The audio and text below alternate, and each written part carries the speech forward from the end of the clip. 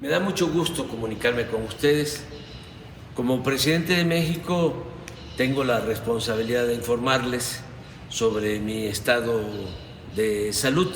Ya lo hice, pero de todas maneras, como han habido especulaciones, es importante decirles que estoy bien. Tengo COVID, se me complicó porque me fui a una gira muy intensa que inicié en Veracruz, hubo cambio de clima, fui después a Quintana Roo, estuve en Chetumal, estuve en Cancún, estuve en Mérida y ahí me hizo crisis porque se me bajó de repente la presión y estando en una reunión con ingenieros militares evaluando el Tren Maya y con otros servidores públicos, pues como que me quedé dormido, fue una especie de váguido, hablando coloquialmente, y llegaron de inmediato pues los médicos y me atendieron. No perdí el conocimiento, sí tuve esa situación de desmayo transitorio y por la baja de presión. Querían llevarme en camilla y en una ambulancia al hospital.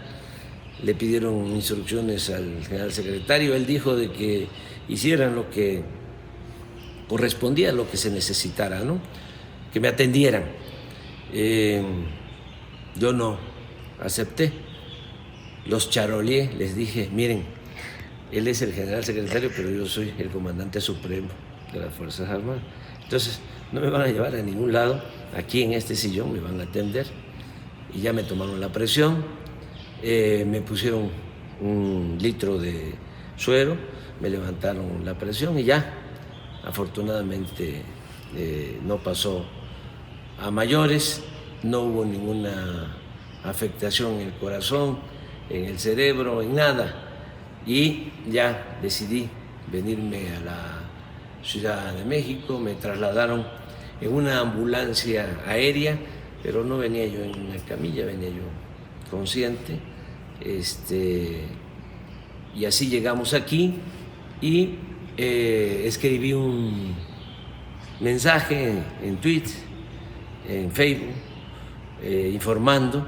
Sin embargo, pues empezaron las especulaciones, porque pues mis adversarios tienen mucha imaginación y es como decirles ahora, aunque lo tendría que estar repitiendo, decirles, muerto, que tú matáis o que vos matáis, goza de cabal salud, porque han dicho muchísimas cosas, ¿no? De que me dio un derrame cerebral, de que aquí en Palacio están médicos especialistas de cardiología del Hospital Militar, y no es así. Afortunadamente estoy muy bien, estoy trabajando, ya escribí 2 borradores en estos días de 2 discursos, el del día primero, el Día del Trabajo, y el discurso que voy a pronunciar el día 5 de mayo en Puebla, con motivo de la batalla de Puebla. Estoy bien, me están informando de lo que está sucediendo en el país. Afortunadamente las cosas están marchando en lo económico, el peso sigue fuerte como nunca en 40, 50 años. Es la moneda que más se ha fortalecido en el mundo, que más se ha revaluado, que no ha tenido ningún problema. También es muy buen dato el del día de ayer, antier, de que está bajando la inflación y sigue creciendo la economía, sigue habiendo empleos, se están aplicando en todo el país los programas de bienestar, estamos avanzando también en garantizar la seguridad pública, está bajando la incidencia delictiva, en fin, vamos bien, estamos bien y de buenas. Y bueno, yo creo que el Creador y los deseos que tenemos de vivir nos van a permitir terminar nuestro mandato. Aquí estamos en este recinto, en esta intendencia. Aquí fue donde mantuvieron preso 4 o 5 días al presidente Madero, al apóstol de la democracia, un hombre bueno que fue víctima de una pandilla de rufianes. Y cuando llegamos aquí, creamos pues este museo, se llama Intendencia de la Traición. Miren, tratamos de reconstruirlo, hacerlo como estaba en esa época, en ese tiempo. Aquí estuvo con José María Pino Suárez, vicepresidente de la República, caballero de la lealtad, tabasqueño, de Tenosique, Tabasco. Aquí estuvieron y aquí lo sacaron por órdenes de Huerta para asesinar a los dos de manera cobarde, cerca de Lecumberri. Bueno, él padeció mucho de la prensa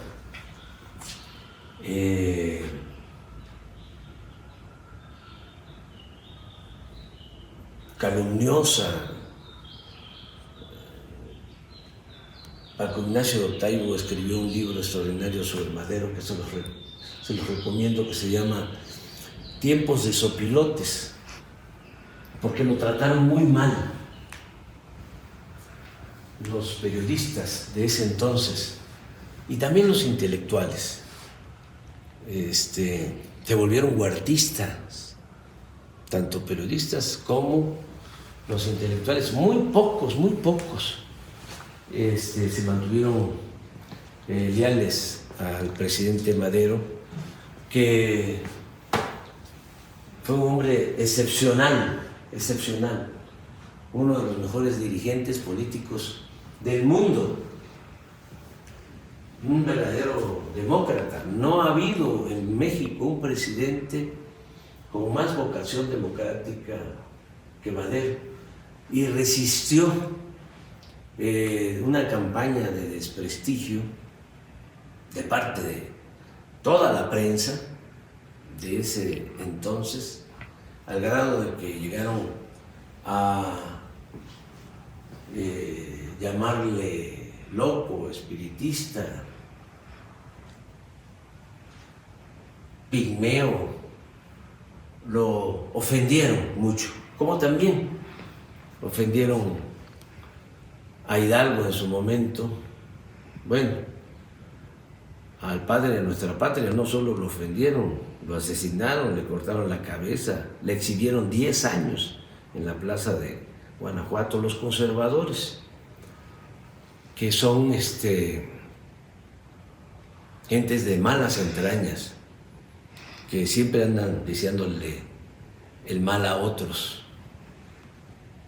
Hablo de Hidalgo, pero pues lo mismo padeció Morelos, y luego Juárez, que fue tratado de manera racista, el mejor presidente que ha habido en la historia de nuestro país. Hay 3 presidentes que hay que recordar con mucho cariño: Benito Juárez, Francisco I. Madero y el general Lázaro Cárdenas del Río también padeció una campaña en su contra muy fuerte de los oligarcas, los que se opusieron a la expropiación petrolera. Fíjense, no les afectaba en nada porque el petróleo estaba en manos de compañías extranjeras, sin embargo, ellos se sintieron ofendidos, los oligarcas mexicanos. También, pues no les gustó que el general Cárdenas entregara la tierra a los campesinos, no les gustó que el general Cárdenas impulsara la educación pública, y así ha sido siempre, ¿no? Ahora que me he vuelto a enfermar, llama mucho la atención el odio, ¿no?, de algunas personas que quisieran, pues, que yo desapareciera, pero no deben de actuar de esa manera. Ya hasta me producen sentimientos de afecto, porque los considero muy desprovistos de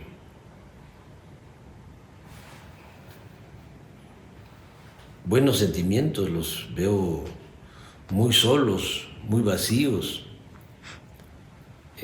con mucho odio.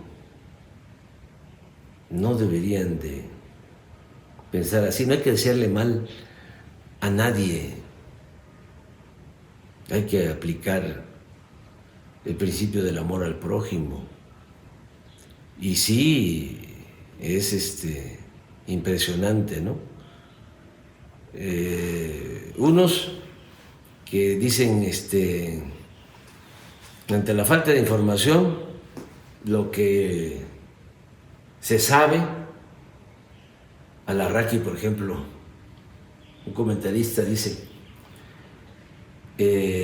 supe por la hermana de un médico militar que atendió al presidente, que padece de una embolia, de un infarto cerebral. Tengo otro informe parecido, de gente que está hablando de eso.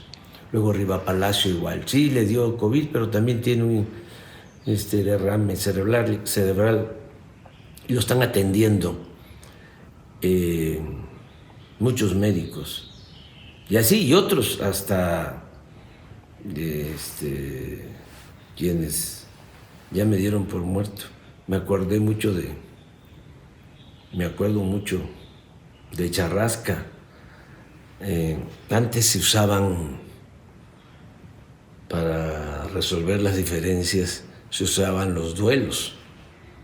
Hubieron duelos muy famosos, por ejemplo, el abuelo de Octavio Paz, Irineo Paz, que era periodista, fue director del periódico Patria, fue un liberal, luchador, de mucha pasión. Entonces entraron en diferencias con un hermano del maestro Justo Sierra, y entonces se retaron a duelo y se nombraban padrinos, y Irineo Paz mató en el duelo al hermano de Justo Sierra, del maestro Justo Sierra, el maestro de América, secretario de Educación en la época de Porfirio Díaz, además mecenas, impulsor de poetas y de grandes escritores de esa época, ¿no? Bueno, pero hay otro caso de un duelo en Peralvillo, donde a un personaje llamado o conocido como Charrasca, lo retan a un duelo y él nombra a su padrino y el otro pues también nombra a su padrino, definen la hora, el día, y el caso es que no se presentó Charrasca a la hora y el día y al día del duelo. Y le dijo al padrino, tú les dices que no me voy a presentar. Y y es muy chistoso porque el padrino de Charrasca le dice a los otros, ¿no?, al del duelo y a su padrino, dice Charrasca que no se va a presentar y que lo den por muerto y que vayan y ya, los insultan, ¿no? Entonces, a mí me han dado por muerto varias veces.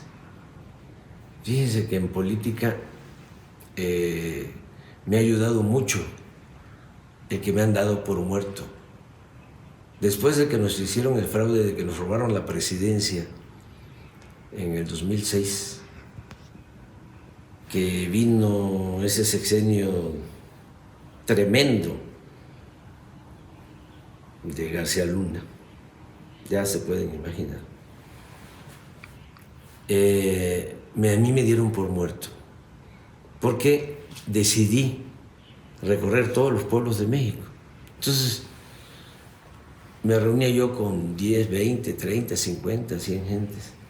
A Calderón le preguntaban qué hacía yo, y decía, pues ahí anda, en los pueblos, se reúne con 3, 4, 5 gentes. Me dieron por muerto, me salvé. Y